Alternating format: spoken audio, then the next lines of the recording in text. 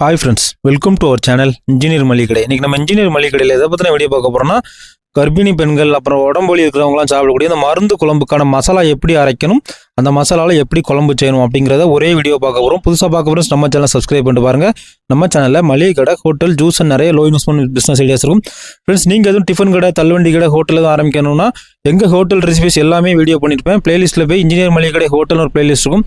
அதில் பாருங்கள், இட்லிக்கு மாவு அரைக்கிறதுலேருந்து பிரியாணி, புரோட்டா, சால் அந்த மாதிரியான நிறைய வீடியோஸ் இருக்கும்.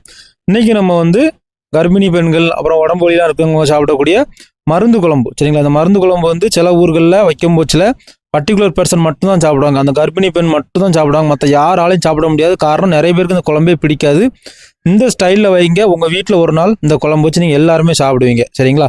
மெஷர்மெண்ட்டோட சூப்பராக சொல்லித்தரேன், நோட் பண்ணிக்காங்க. ஒரு டைம் இந்த மசாலாவை நான் சொல்கிற மாதிரி தான் நீங்கள் குழம்பு வைக்கணும். அப்படி வச்சு பண்ணி சாப்பிட்டா தான் நல்லாயிருக்கும். மசாலா ஒரு விதமாக அரைச்சிட்டு குழம்பு ஒரு விதமாக வைக்காதுங்க. அதே மாதிரி நம்ம குழம்புல உள்ள ஸ்பெஷல் என்னென்னா, குழம்பு பண்ணி 3 நாள் வரைக்கும் நம்ம குழம்பு கெட்டே போகாது. நீங்கள் பிஸ்னஸாக பண்ணுறவங்க இந்த மசாலாவை அரைச்சி பிஸ்னஸும் பண்ணலாம், பாட்டிலில் அடைச்சி கொரியர் போட்டு சேல்ஸ் பண்ணலாம். உங்கள் வாய்ப்பு தான், வாய்ப்பு இருக்கவங்க யூஸ் பண்ணிக்காங்க. இப்போ நம்ம ஃபஸ்ட்டு, சரிங்களா, ஃபஸ்ட் நம்ம மஞ்சள் எடுக்க போகிறோம். மஞ்சள் எவ்வளோ எடுக்கணும்னா ஒரு 25 கிராம், சரிங்களா? கல் மஞ்சள் தான் கண்டிப்பாக எடுக்கணும். இது இந்த பீஸுங்கிறனால நம்ம கரெக்டாக 25 கிராம் எடுக்கணும்னால 28 கிராம் எடுத்திருக்கேன். 1 கிராம் 2 கிராம் ஒன்றும் பிரச்சனை இல்லை. அடுத்தால சுக்கு எடுக்க போகிறோம். சுக்கு எவ்வளோ எடுக்கணும் அப்படின்னா கரெக்டாக ஒரு 20 கிராம் சூப்பரான ஃபர்ஸ்ட் குவாலிட்டி சுக்காக பார்த்து எடுத்துக்காங்க. 20 கிராம் சுக்கு எடுத்துக்கிடணும். அடுத்து நம்ம கடுகு எடுக்க போகிறோம். கடுகு எவ்வளோ எடுக்கணும்னா கரெக்டாக 100 கிராம் கடுகு அப்படியே எடுக்கணும். கடுகு சென்னையில் சின்ன கடுகு கிடக்கும், அது எடுக்காதுங்க. பெரிய சைஸ் கடுகு, சரிங்களா? சவுத் சைட்லாம் பெரிய சைஸ் கடுகு தான் எடுப்பாங்க. பெரிய சைஸ் கடுகு கேட்டு வாங்குங்க, சின்ன சைஸ் கடுகு வேண்டாம், சரிங்களா? இப்போ 100 கிராம் கடுகு நம்ம எடுத்துட்டோம். அடுத்து நம்ம ஓமம் எடுக்க போகிறோம். ஓமம் கண்டிப்பாக நல்ல ஃப்ரெஷ்ஷான ஓமமாக இருக்கணும். ஓமத்தில் பூச்சி விழுந்தா அவங்க கண்ணுக்கு டக்குன்னு பார்க்க தெரியாது. அதனால் நல்லா கிண்டி பார்த்துட்டு எடுங்க. புது ஓமம், நல்ல ஃபர்ஸ்ட் குவாலிட்டி ஓமம், ஒரு 50 கிராம் ஓமம் எடுக்கிறோம்.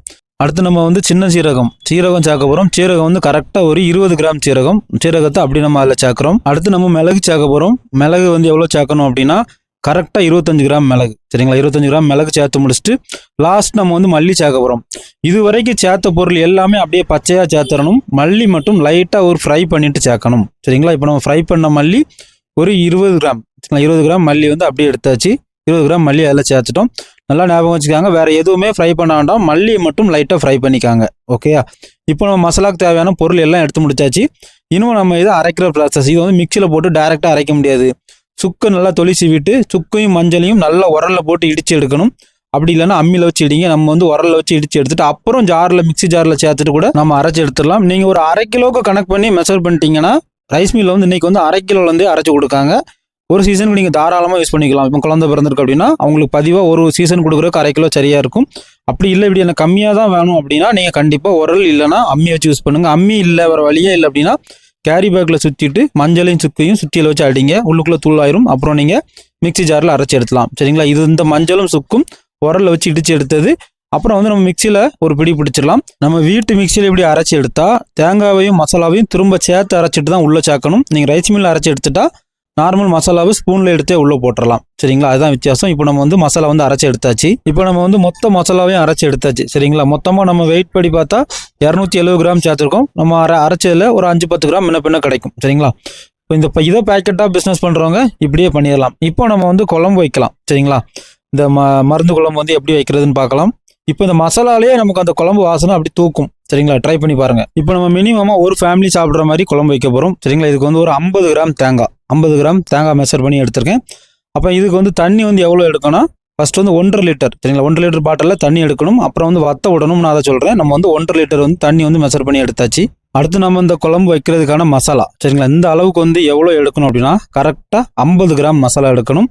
அது இந்த பண்ணுற நம்ம அளவுக்கு சரியாக இருக்கும், சரிங்களா? இப்போ நம்ம 50 கிராம் மெஷர் பண்ணி எடுத்துட்டோம்.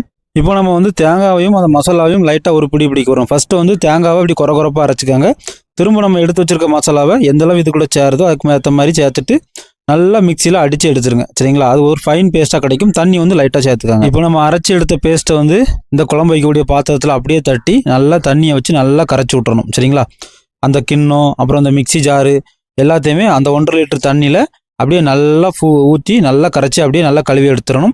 இன்னும் நம்ம அடுப்பை ஆன் பண்ணி இதை கொதிக்க விடணும். ஃப்ரெண்ட்ஸ், இந்த குழம்பு நல்லா டேஸ்ட்டாக வரணும், கெட்டு போகக்கூடாது அப்படின்னா நல்லா கொதிக்க விடணும். இப்போ நம்ம 1.5 லிட்டர் தண்ணி எடுத்துருக்கோம்ல, 800 ml வரை நீங்கள் அப்படியே பற்ற விட்டு கொண்டு வந்தீங்கன்னா குழம்பு சூப்பராக இருக்கும், சரிங்களா?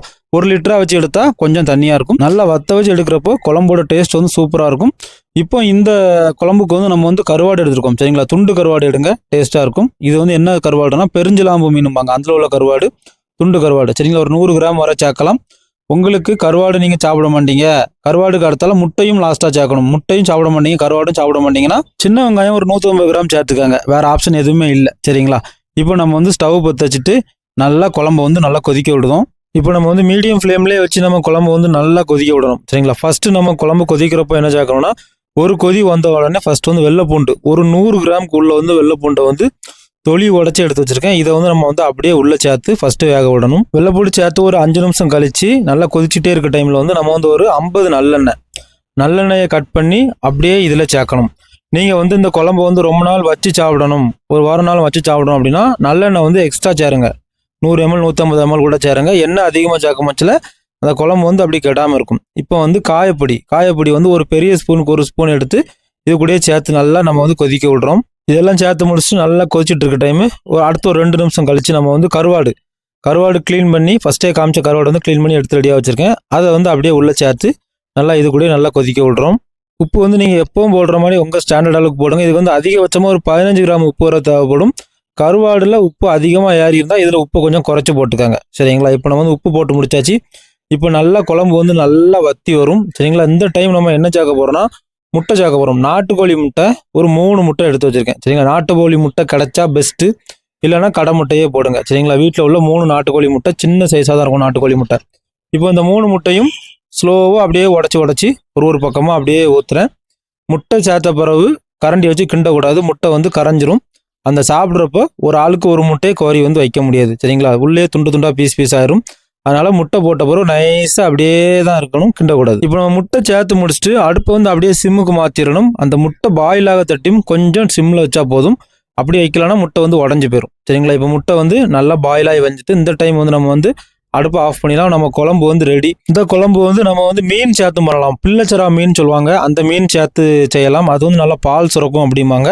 தனி முட்டை போட்டு செய்யலாம், தனி கருவாடு போட்டும் செய்யலாம், எப்படினாலும் பண்ணலாம் சரிங்களா. ஓகே ஃப்ரெண்ட்ஸ், இப்போ நம்ம குழம்பு வந்து ரெடி. கண்டிப்பாக உங்கள் வீட்டில் ட்ரை பண்ணுங்கள்.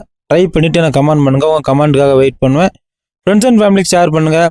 இந்த மாதிரி கர்ப்பிணி பெண்கள், உடம்பு வலி இருக்கிறவங்க, வேலை செஞ்சு கை கால் வலி இருக்கிறவங்களுக்கு எல்லாம் இந்த குழம்பு வந்து ரொம்ப அருமையான ஒரு மருந்து. கண்டிப்பாக அவங்களுக்கு நம்ம வீடியோவை ஷேர் பண்ணுங்கள். இதை வந்து எங்கள் ஊரில் வந்து அரை மசாலா குழம்புன்னு சொல்லுவாங்க சரிங்களா. ஓகே ஃப்ரெண்ட்ஸ், உங்களுக்கு இந்த வீடியோ ரொம்ப யூஸ்ஃபுல்லாக இருக்கும் நான் நினைக்கிறேன். ஃப்ரெண்ட்ஸ் அண்ட் ஃபேமிலிக்கு ஷேர் பண்ணுங்கள். ஏதாவது டவுட்னா கமெண்ட் பண்ணுங்கள். கண்டிப்பாக நான் உங்களுக்கு ஆன்சர் பண்ணுவேன். தேங்க்யூ ஃபார் வாட்சிங் இன்ஜினியர் மளிகை கடை. மீண்டும் ஒரு தொழில் மற்றும் ஒரு பயனுள்ள வீடியோவில் சந்திக்கலாம்.